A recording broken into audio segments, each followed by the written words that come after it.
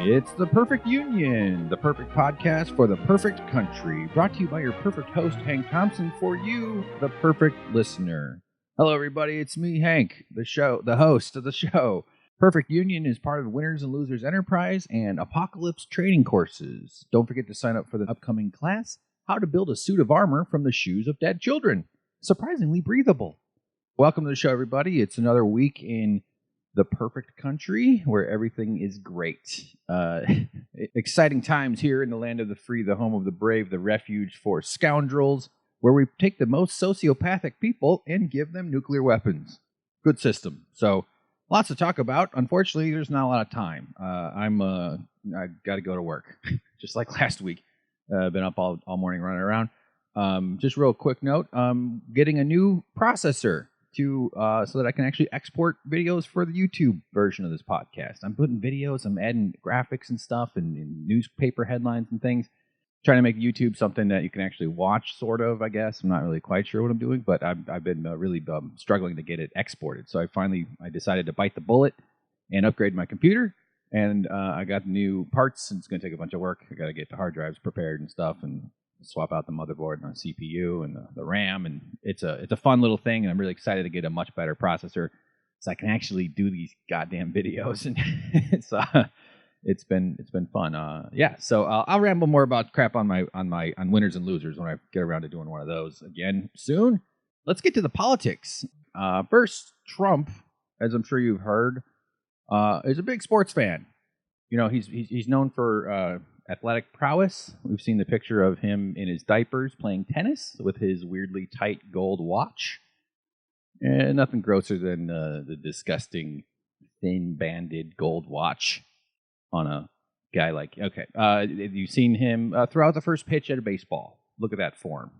I mean, you can't. If you're listening to audio, you can't. But he has the throwing coordination of a fruit bat with 2 broken wings and 1 broken leg. But anyway, so he goes after this weekend. The guy came on TV, made a big announcement on Sunday morning. I'm sure he skipped church to do this, where he announced the killing of Abu Bakr al-Baghdadi, the ISIS leader. Of course, he did it in his trademark fucking crazy way, which we've all grown horrifyingly accustomed to, or maybe, I don't know, maybe we haven't. Maybe that's what part of the... Oh, fuck, that's my laundry. I'll be right back. All right, I'm back. All right. Woohoo, man. Laundry's good cardio when you got to go down a bunch of stairs and shit. So Trump was bragging about killing this guy. He had nothing to do with it. In fact, reports came up that showed they had to rush through it, or it was jeopardized by the treatment of the Kurds, this whole situation with Syria, invading northern Syria. So, of course, he comes out and brags at Obama. He tried to explain how bin Laden didn't deserve or wasn't as big a deal as this Baghdadi guy. And he talks about bin Laden in terms of he didn't say the word ratings, but how he got big on 9/11. Like that was his big break. Put him on the map. Osama bin Laden was very big, but Osama bin Laden became big with the World Trade Center. But he wants to outshine Obama. This guy is the most insecure person in the fucking world. It's unbelievable that anybody looks at him and thinks that man is a strong person. Anyway, so that night, I think this happened on Sunday night, a World Series between the Nationals and their opponents. I don't really give a fuck. Trump shows up, a rare appearance that isn't completely controlled and coordinated and staged and protected by walls and phalanxes of security guards. Of course, he still had his security detail there. And they introduce him. I'm going to play the audio. You're going to hear it. This is a lot of fun. We're going to start with a wide shot here of the crowd. You see everybody wearing their Nationals red, because, of course, the red would be the color of the Washington, the capital of the nation, where the football team is named the Redskins, which, anyway, I'm not sure if that means anything. But so here we go. They introduce Trump, and then they show him on the big screen, and the crowd has something to say.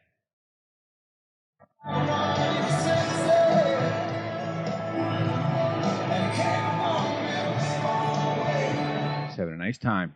Attention to Nancy and give a warm welcome to the brave servicemen and women. Okay, now they're showing a bunch of service guys these hunky fellas in their tight dress formals waving their arms. This is the best part about being in the military, is getting applause, says the lapsed stand-up comedian narcissist. Let's keep going. Dedicated families joining us this evening.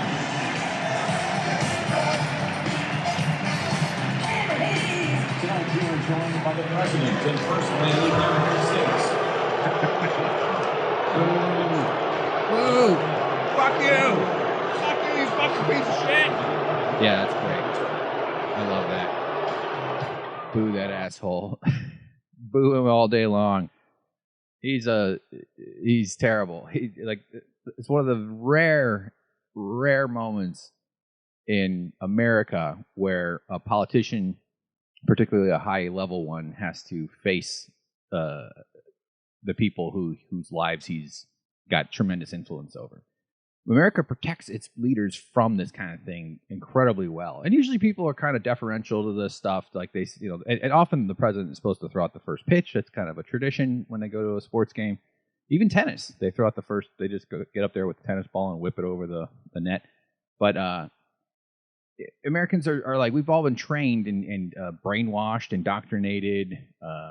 It's to revere politicians. I was raised in the 80s. The forced to say the fucking Pledge of Allegiance, stand up and monotone mumble a ritual chant at a symbol, which is insane.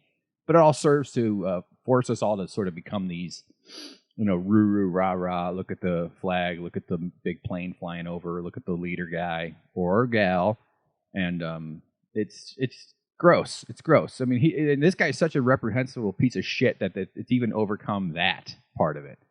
The part where we just automatically kowtow to these people. So then there's a shot of him up close where you can see his face. And this one's, would you really go on a journey with this? So it's worth checking out the video of it if you haven't seen it. I'll have it on YouTube after I get that computer fixed up and I can export a goddamn video for once. So let's just take a listen.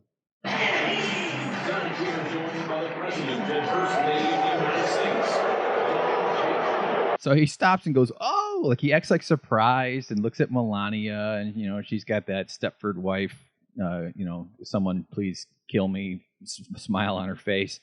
I don't know. By the way, no sympathy for her. She's one of the most worst people. Remember when she wore that "I really don't care, do you" jacket when she went to Texas to visit Trump's torture victims? It was children kidnapped and separated from their parents, psychologically tortured, physically tortured, abused, pushed into the kidnapping ring that this guy runs. A lot of these children aren't going to ever see their parents again. They were separated. Some of them have been pushed into adoption agencies. It's an utter nightmare.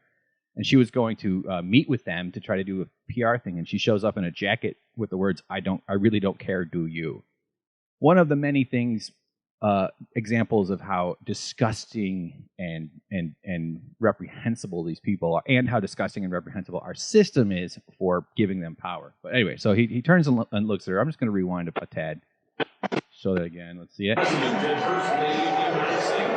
Oh, me? Wow. I didn't know it was still going to be me. So big stupid smile. Ooh. Now his face is collapsing. The pain. Oh, it hurts so much as his slow neurons are figuring out what's going on. You sad little bitch. I fucking hate that. One of the most disturbing parts of this time living these days is coming to grips with how much hate I'm capable of and people are capable of. I think it's the right response, though. I think it's healthy. I think there's something wrong with you if you don't feel hate at this person and at these people, at these conservative extremists that have put this guy in power, at the way this country's run, at the fact that people's lives are diminished over and over and over in service of these wealthy plutocrats that don't need anything more to live in abject luxury. But they get to pull all the strings, they get to call all the shots, they get to play these fancy games, hopping from one fucking fancy restaurant to a fancy ballroom to a fancy thing. They never experience the real world consequences of their choices. Human beings are all just chess pieces to them. That's more of a, I'm not sure that metaphor makes a lot of sense. But it's disgusting, and hate's the correct response, not just to Trump, but to the system he represents. Let's watch this one more time, just to get to the part where he figures this out. Watch this smooth brain dumb shit realize that it's not the love that he desperately needs. By the way, everybody, hug your children. Let your children know you're there for them. Let them know that it's okay to be human beings and to fail and to try and succeed and to love and to care and be nice to your kids. And don't vote for Republicans or corporate Democrats so we can all stop having to work so much for these motherfuckers so you can be present for your children's lives. How about that? That's a reason. Anyway, that's okay. All right, here we go.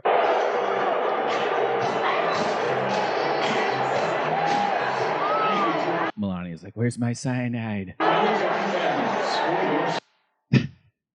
God. That's right. So then, who swoops in? Nothing but Spruce Payne. I'm trying to think of something. There's probably, I don't have time to think about it. Himself. Joe Morning. Joe, Morning.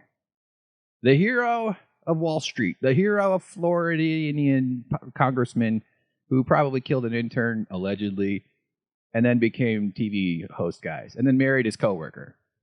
Of course, to be fair, his coworker married him. I mean, it was consensual. So he's sitting next to his wife, Mika Brzezinski, and they are upset. This is Monday morning, and it's time to get lectured by people who know what the shrimp fork is.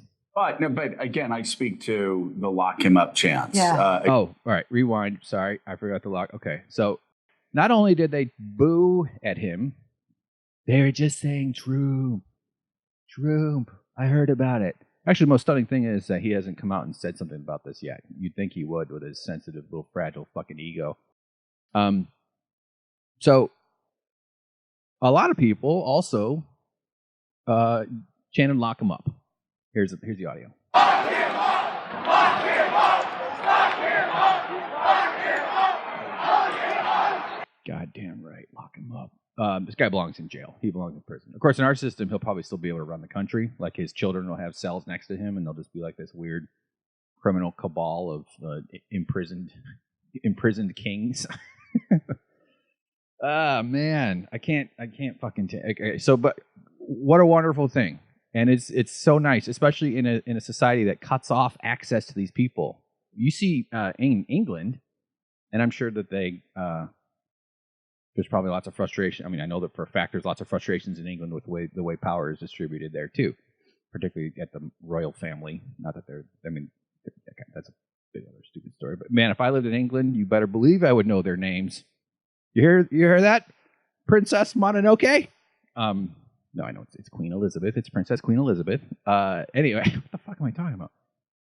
In England, you'll see videos where the Prime Minister has to answer questions to the House or to the Parliament Assembly. I don't know what it's called.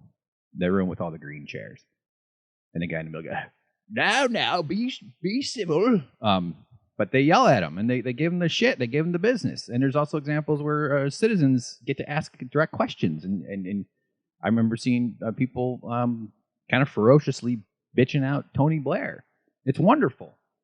America... We're not big on that. We have staged questions where a CNN producer, gets to, that's about the closest you can get. We can ask Nancy Pelosi about capitalism or some shit. It's gross. So it's nice to finally see, like, it's sad and pathetic, too, that this is payback of some kind. Just a little more lock 'em up. Lock him up! Lock him up! Lock him up! Lock him up! Yes, lock him up. Lock him up for the rapes, lock him up for the child torture, lock him up for the kidnapping, lock him up for the violence, lock him up for, I don't know, can you lock someone up for saying Nazis are good people? I mean, I would probably take away a few nuclear weapons from someone who does that. Obviously, nuclear weapons and that don't necessarily correlate specifically, but when I say nuclear weapons, I just mean power. Remove the power from this person. We don't put these people in power. I wouldn't trust Donald Trump to run a microwave, let alone the world's most complicated, biggest, most expensive, most violent, most dangerous military. It's utterly insane. But lock him up. Lock him up for the constant lying. Lock him up for obstructing justice. Lock him up for everything. For colluding with foreign governments to manipulate elections. Lock him up for all of it. Of course he won't. At most, someone will probably spray paint some shit on his library someday. God, the library. It's another weird tradition in America, the presidential library. Like, basically, you become president, you finish, and you get to open a gift shop and sell your books and put up a bunch of shit from Teddy Roosevelt and crap. Trump's is going to be bonkers. It's going to be weirder than the Creation Museum. It's going to be called the Destruction Museum. All right, so Joe, Morning decides to get on there with Mika, Brzezinski. But again, I speak to the lock him up chants. Yeah. It's un-American. It started with Donald Trump. In fact, he's made it a centerpiece of his campaign rallies. Oh God! So the guy, right away he says Trump caused all of it. It's his fault. But let's listen a little more. I'll explain. It's sickening when it happens at his rallies. I find it kind of sickening to watch people. Sickening. Yeah, she's doing exactly the same thing. This is like a two-headed beast. This is like Cerberus, the three-headed dog. This would be Joberus, the two-headed morning show dog of Washington establishment politics. Everybody in Washington watches Morning Joe. That's how they set their tone. Like this whole Washington bubble is very bizarrely connected to this media apparatus that sort of sets the conversation that's allowable between the professional managerial class and the oligarchs that fund them and all these.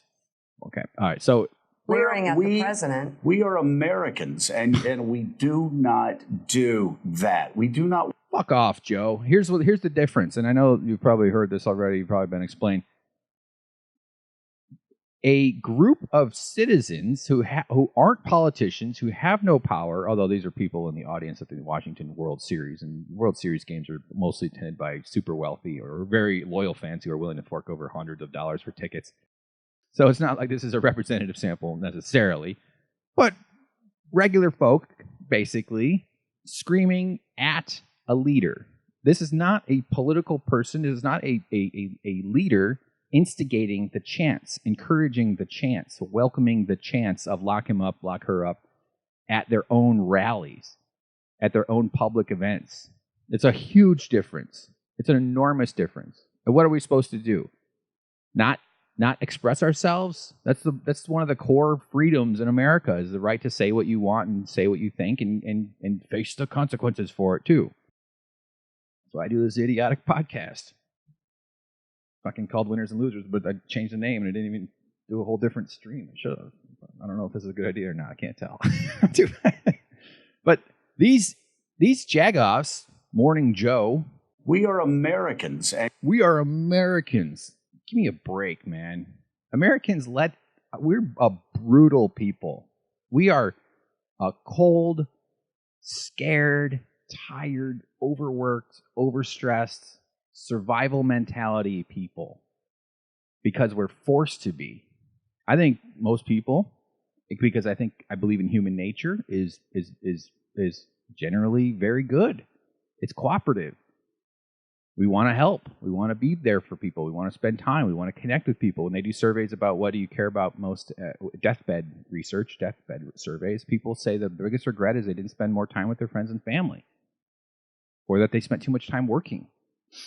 People instinctively are good, but America has, in this capitalist system, in this overstressed society, where everything is expensive, the basic needs take up more and more percentage of your income over and over and over. You don't have control of your workplaces. You don't have any power over your days. The autonomy factor is enormous in a person's sense of health and sense of well-being. Access to healthcare is virtually impossible, and when you do have it, it's extremely expensive. It kills tens of thousands of people a year. We tolerate 35,000 gun deaths a year. Smoking, for fuck's sake. We tolerate 500,000 deaths by smoking every year. That's not something people talk about much. We tolerate all kinds of abuse. The suicide rate, the military suicide. I mean, veterans are killing themselves 22, 23 a day. And we're Americans, as if that's a thing to be proud of. And he's saying that to lecture regular people for saying lock up the biggest criminal one of the biggest criminals to ever exist, probably. I mean, this guy's got a life of crime. His father forced him into it.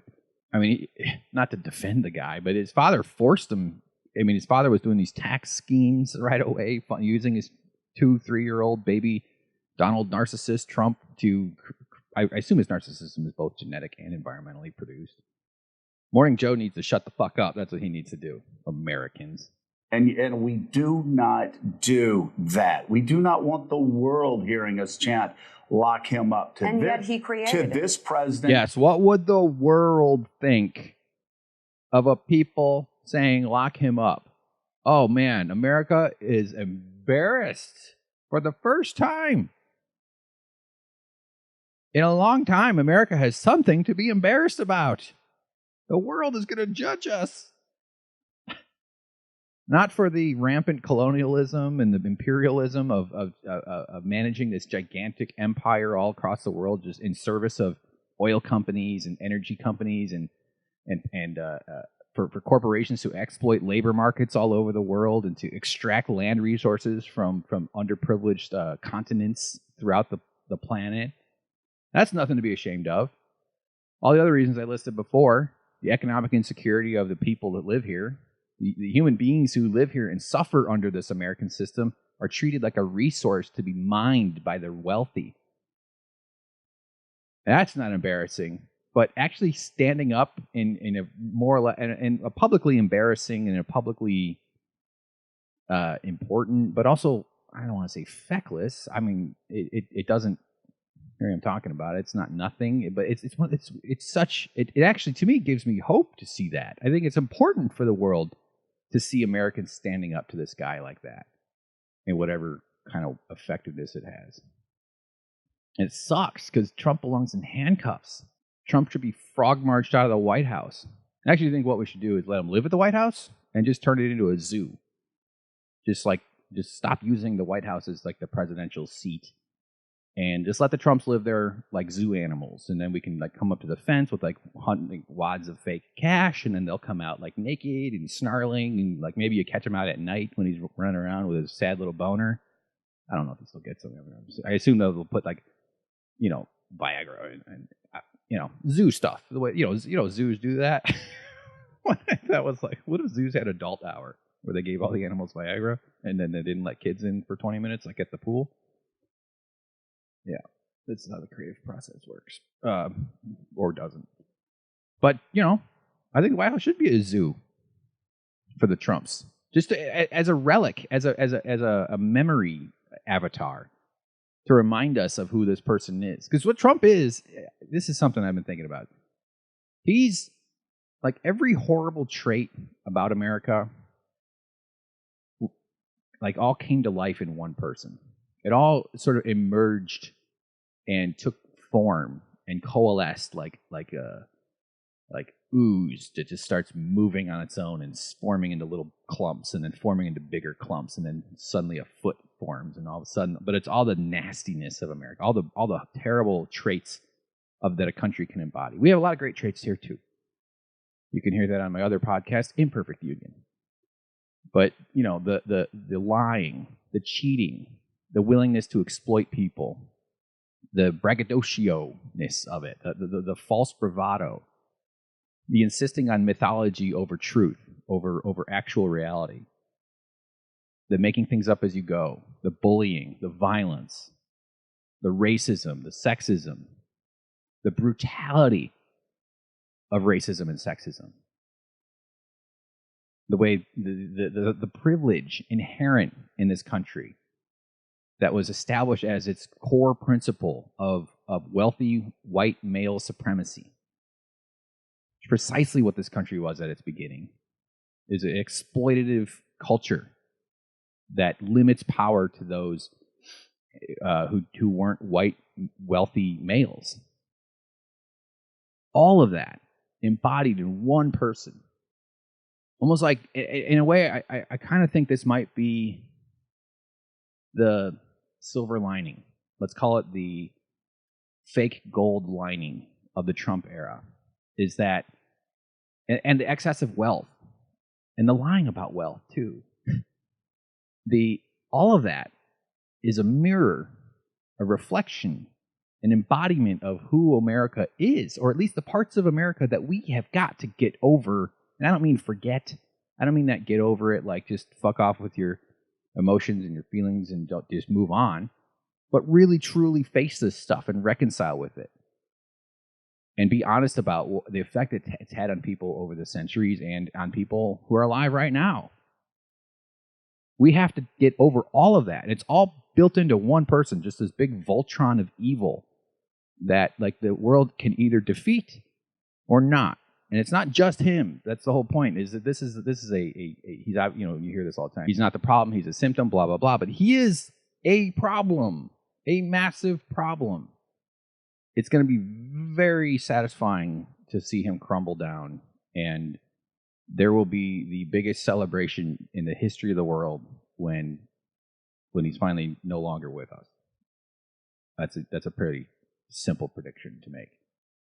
But if we're not able to defeat this guy and everything he represents, what's going to happen is I think he'll lose, and we're going to move the needles on all these little dials on all these things I'm talking about around a little bit, but not enough. That's what frustrates me oftentimes is progress isn't fast enough. People still get hurt. You know, we're not just going to flip a bunch of switches and suddenly we have the kind of society we want, because there's a lot of entrenched power and entrenched interests on all sides of the aisle that will prevent that because they're making money off the way things are. But I think it's in a symbolic kind of way. It's the worst thing that could have happened to the billionaires, to the rulers of the world, those that have come up and is that they have to face that they like the anger that they deserve is growing and mounting, but Trump is an accelerant to that anger because he is so instinctively, from a gut level, the microbes in my intestines are holding protest signs. That's how horrible this guy is. That he embodies everything wrong about how power is assigned in this world, about the kind of people that have money, inherited money. Again, as I always say, it's not the 2 or 3 millionaires. It's not the 4 or 5 millionaires. We need a lot more of those. It's the billionaires. It's the 50 millionaires. It's the 20 millionaires. It's the 100 millionaires. It's the higher up you go on that scale, the more of a scourge you become on society. So I'm hopeful for that in a way. I don't know if humanity will be able to get it together in time. That's the problem. That's what's so scary about global warming, is that's a really fast ticking clock, considering how frustratingly slow progress is. And that's why I'm for socialism and democratic socialism, because in my view, that's the way we can make progress faster. I think that's it's not an immediate solution. The things that we're going to, that's, when Bernie gets into office, if he does, Allah willing, we will have to fight even harder for what we want, because, they're terrified of him. They're fucking terrified of him. And they should be. They shouldn't be, because the chance that we can actually maintain the habitability of the planet under him is better. It's a selfish fear, but the powers that be do not want that guy in power, not because of who he is. It's because of the policies he represents and the people that he can marshal and inspire to stand up and do something about it themselves. Kind of losing my train of thought here. It's kind of running out of time here. So I had this whole thing about Scott Walker, the governor or former governor of Wisconsin, longtime governor of Wisconsin, who destroyed the state municipal workers' rights to do collective bargaining. He's a real piece of shit. Tweeting a picture about of Rashida Tlaib and Bernie Sanders in front of a empty grocery store shelves and saying, this is what socialist is. This is what socialism will get you. And then Ted Cruz does the same thing. And it turns out they're in a food pantry in Michigan because America is filled with food insecurity and hunger because of capitalism, because of the system we have maintained. In the wealthiest nation to ever exist, we have 1 in 10 people, 1 in 11 people suffering from food insecurity. Anyway, I was going to do a whole bunch of stuff on that. I don't have time right now. I got to... Oh, God, it's 9:30. Fucking God damn it. I just don't time. But let's just keep going on this little jag about global wealth, and we'll call it a day. This one will be trying to do these shorter anyway, so this is okay. Thanks for hanging with me, everybody who listens to this at this stage of the show. This is a slowly... I feel like I'm climbing a mountain and just like gathering supplies from all the dead bodies. Like I feel like I'm just kind of... I have to keep trying. My fingernails are all bleeding and my knees are all busted up, and I'm just like out of breath. Well, that's because I ran up the stairs for doing laundry, and I'm an out of shape mess. But anyway, I am having fun. It's the frustration is generally just the time restrictions and energy management. So, but some news. I am working less now, which means I'll have more time to devote to this kind of thing. So I think things will probably get a little bit more stable. But that also means my money is 20% lower. So doing 4 days a week now, but not keeping my pay at the rate. So that sucks. That's actually going to be really difficult. But I'm going to try to make the most of my extra time. So, but let's keep going just in terms of global wealth, since that's sort of the theme I'm getting at. I stumbled into this episode. So in a report from Credit Suisse, or is it Swiss? I don't know, is a global wealth report about 2019. So overall wealth is up by 2.6%. U.S. and China are responsible for most of that. Here, I'll just read from it. Global wealth grew during the past year by 2.6% to USD 360 trillion. I'm sure that's what TN means, right? And wealth per adult reached a new record high of USD 70,850, 1.2% above the level of mid-2018.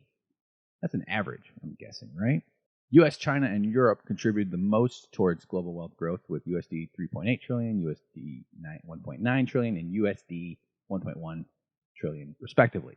USD means U.S. dollars, the global currency. When they take that away, when that's no longer the case, that's when we're really in deep shape. So one of the areas of growth is the number of millionaires went up. Estimates for mid-2019 show 46.8 million millionaires worldwide, up 1.1 million in 2018. They wrote on. The United States added more than half of this number, 675,000 new millionaires. Congratulations, everybody! To its sizable stock. The decline in average of wealth in Australia resulted in 124,000 fewer millionaires, but losses were relatively modest elsewhere, e.g. 27,000 in the United Kingdom and 24,000 in Turkey. So people are losing their millionaires in other countries a little bit. So this is kind of an illustration of the oligarch class, the upper crust, the upper 1%. Among the UHNW group in mid-2019, the report estimates that 55,920 adults are worth at least 100 million. So there's 55,100 millionaires. And 4,830 have net assets above 500 million. North America dominates the regional breakdown with 84,050 members, 50%, while Europe has 33,550, 20%, and 22,660, 14% live in Asia-Pacific countries, excluding China and India. What the hell are they talking about, 84? Hold on. I'm not sure what they mean by that, actually. 84,000 is way more than 55,920, so I assume that's explained. I mean, this is like a professional thing here, this Credit Suisse thing. So I don't know. This year, for the first time, China recorded more members of the global top 10%, 100 million, than the United States, 99 million. So China's on the rise. Wealth inequality declined within most of the countries during the early years of the century. Today, the share of the bottom 90% accounts for 18% of global wealth, compared to 11% in the year 2000. While it is too early to say wealth inequality is now in a downward phase, the prevailing evidence suggests that 2016 may have been the peak for the near future. So that might seem, you might hear that and say, well, that means inequality is going down. That's a good thing, since 90% held 18% of global wealth compared to 11% in the year 2000. There's not enough granularity in that information to actually break it all down, to show how much the upper 1% has increased in wealth, and especially the 0.1%. The billionaires are getting all the benefit. A few people are getting some in the middle, but an enormous amount are being left behind. Here at the bottom of it says, the Global Wealth Pyramid 2019. To determine how global wealth is distributed across individual adults, the report provides estimates of the level of household wealth across countries with information on the pattern of wealth distribution within countries. The wealth pyramid in Figure 5 from the report below captures the wealth difference between adults The large base of low wealth holders underpins higher tiers occupied by progressively fewer adults. An estimated 2.9 billion individuals, 57% of all adults in the world, have wealth below $10,000. I'm certainly one of them. The next segment, covering those with wealth in the range of 10,000 to 100,000, has seen the biggest rise in numbers this century, trebling in size from 514 million to 2000 to 1.7 billion in mid-2019. So that's the middle, 10,000 to 100,000, which isn't. I mean, that's a lot of wealth, I guess, 100,000, but it's not like an enormously comfortable amount of money. You need a lot more. I mean, that's enough to live off of for a few years, several years if you stretch it. It's not that much, to be honest, but it is reflective globally. So the kind of numbers we might be used to in America, when you average it across the globe, it's gonna go down. This reflects the growing prosperity of emerging economies, especially China, and the expansion of the middle class in the developing world. The average wealth of this group is 33,000, a little less than half the level of the average wealth worldwide, but considerably above the average wealth of the countries in which most of the members reside. One part of the report talks about millennials. Millennials have not been a lucky cohort, according to the report. Not only were they hit at a young age by the global financial crisis, its associated recession, and the poor job prospects that followed, but they've also been disadvantaged in many countries by high house prices, low interest rates, and low incomes, making it difficult for them to buy property or accumulate wealth. Got to buy all those goddamn CPUs, you know what I'm saying? For their podcasts. While millennials may appear to suffer from many disadvantages, parental financial help and inheritance may come to their aid. The expected surge in inherited wealth has consequences for wealth distribution and wealth inequality for developed countries and emerging economies alike. Inheritances are expected to have more significant wealth distribution consequences in the future, probably adding to the inequality pressures from other sources. All right? So there's a lot of information in this that are, it's not always easy to quite parse out. If I had more time to read up on this stuff, I probably could and give you a little bit more, but here's an article on CNBC with some summaries. Don't necessarily trust CNBC, the financial news reporting network, but there are some key points they have here that are worth sharing. Millionaires own close to half the world's wealth, according to the Global Wealth Report from Credit Suisse. The world's 46.8 million millionaires are now worth a combined $158.3 trillion, or 44% of the world's total wealth. The U.S. still leads the world in the total number of millionaires in growth. China now leads the U.S. for the first time in the number of global wealthy, defined as those in the top 10% of wealth in the world. So they have 44%. 46.8 million people have 44% of the global wealth. Let's do some math. 46,800,000 divided by, what do we call it? What's the current population level? 7 billion? 7, 1, 2, 3. 0, 0, 0, 0, 0, 0. 7 billion. That's 0.006%. 46,800,000 divided by 7 billion. 0.006. Very small group of people have half the wealth. That's not okay. There's too much suffering on the planet for that to be okay. It's intolerable. Some interesting stuff to look at, I think. And we're not even talking about the billionaires here. The billionaires, that's like the true mark of the problem. To lump a person worth 1.2 million in with Jeff Bezos and Mark Zuckerfuck and these other assholes that run the place is absurd. A person with $1 million is 1/1000th as wealthy as a person with $1 billion. It's like saying I have $1, therefore I'm the same as someone with $1,000. There's a huge difference there. You know how many gumballs you can buy for $1,000? 4,000 gumballs. If they're still at the low rate of 25 cents per gumball. You know how many you can buy with $1? I can't do the math in that one. It's too hard. I made a Walter Peyton reference at the coffee shop this morning, and because the girl, it was kind of loud. I don't know what the fuck is with the music, and it was at Starbucks. I've given up my Starbucks boycott because I'm addicted. Oh God, I gotta stop the coffee. Honestly, it's no good. I got enough anxiety as it is. But she goes, unsweetened, and I go, Hank, and she goes, huh? And I go, oh, you said sweetened part. No sweetener. And I resisted the impulse to tell her all about keto. I was like, no sweetener, please. I go, sweetness is my name. And I don't. And she smiled, and he was like, "Hey, but she had to be 19 or 20 or something, and I don't think she knows what Walter Peyton's nickname was." I realized it quite quickly. But I mean, this kind of thing where you're an old man, and it's been happening to me for 15 or 20 years as it is. She didn't get my John McLaughlin reference either when I said bye. Wrong. But yeah, at least I didn't give her the old like. No, Walter Peyton from the Bears, like, it was amazing. He could just bounce off, like, no one could tackle him. He was fucking incredible. He died of kidney cancer or pancreatic cancer or something. It killed it. He was really sad when he died. He was handsome and great and one of the greats. 85 Bears, Super Bowl shuffle. You ever heard of the Jim McMahon? We are the Bears, shuffling crew, shuffling on down, doing it for you. We're so bad, we know we're good, blowing your mind like we knew we would. They all wore sunglasses and played xylophones and saxophones and stuff. By the way, could there be a bigger difference between two phones? The xylo and the sax? Those are not even close to the same instrument. How is that the two phones? This is the kind of content you can expect on Winners and Losers, everybody. Or my stand-up. I gotta get back to that fucking stand-up, man. That's just fun. It's funny. You just go on stage, you say shit, and people laugh, and then you temporarily feel better about yourself until you just walk out and realize how empty the world is, how soulless and voidless. That's actually okay. All right, guys, we gotta go. I gotta get to work. So I'll edit this when I get home and try to get it posted. Hang in there for the YouTube videos, everybody. Sorry about it. I don't know. Just it's part of the plan, and I'm not able to execute it. But I'm spending a bunch of money I don't have on a processor.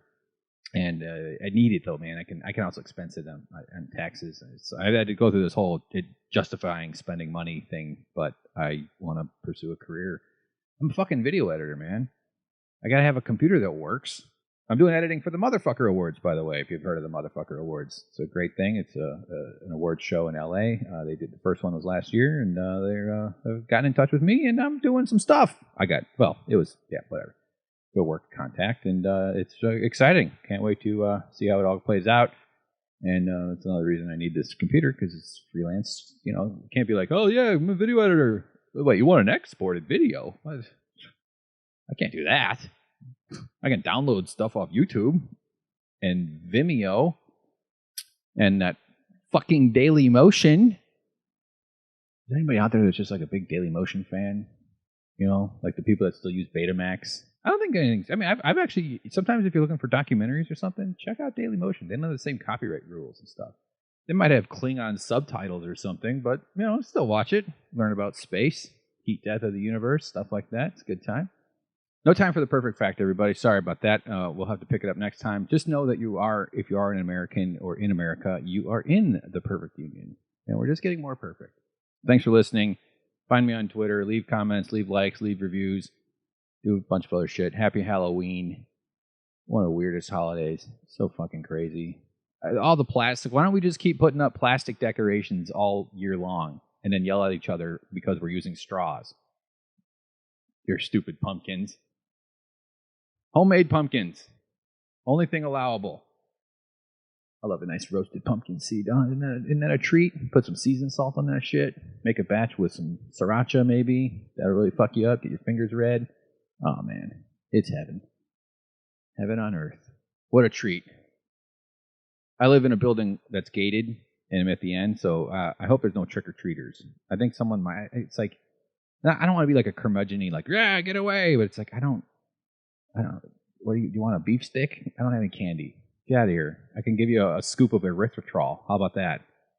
How about some expired almond flour? You want some of that? You little shit? Dressed up like Thanos?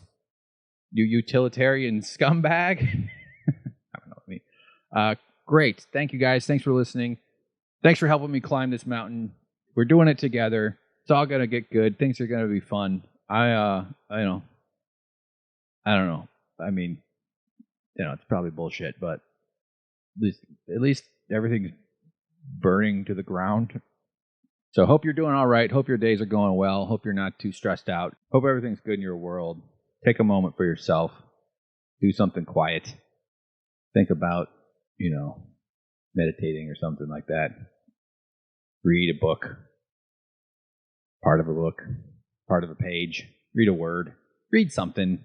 Turn off your computer. Lay on the ground. Moan at the ceiling. You're supposed to be stretching, but just lay there.